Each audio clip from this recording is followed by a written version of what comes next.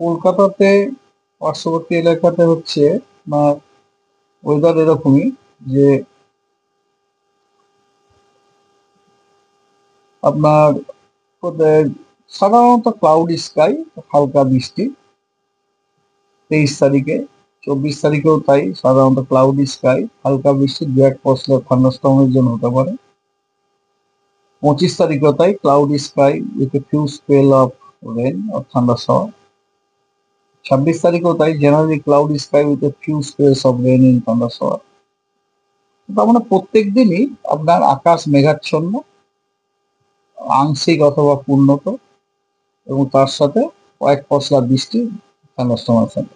আর তাপমাত্রা তাপমাত্রা আপনার আহ, এই সপ্তাহের ম্যাক্সিমাম তাপমাত্রা তো আজকেই দেখাচ্ছে, দ্যাট ইজ 35 ডিগ্রি।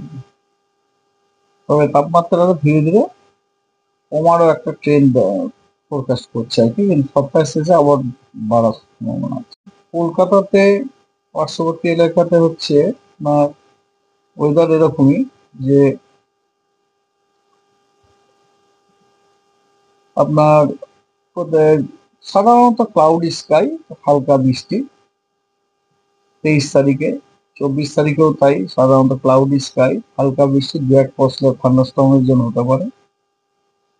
25 তারিখেও তাই, cloudy sky with a few spell of rain or thunderstorm. 26 তারিখেও তাই, generally cloudy sky with a few spells of rain in thunderstorm. তার মানে প্রত্যেক দিনই আপনার আকাশ মেঘাচ্ছন্ন, আংশিক অথবা পূর্ণত, এবং তার সাথে কয়েক পশলা বৃষ্টি থান্ডারস্টর্ম আছে। আর তাপমাত্রা তাপমাত্রা আপনার আহ, এই সপ্তাহের ম্যাক্সিমাম তাপমাত্রা তো আজকেই দেখাচ্ছে, দ্যাট ইজ 35 ডিগ্রি। তবে তাপমাত্রাটা ধীরে ধীরে কমারও একটা ট্রেন্ড ফোরকাস্ট করছে আর কি, কিন্তু সপ্তাহের শেষে আবার বাড়ার সম্ভাবনা আছে।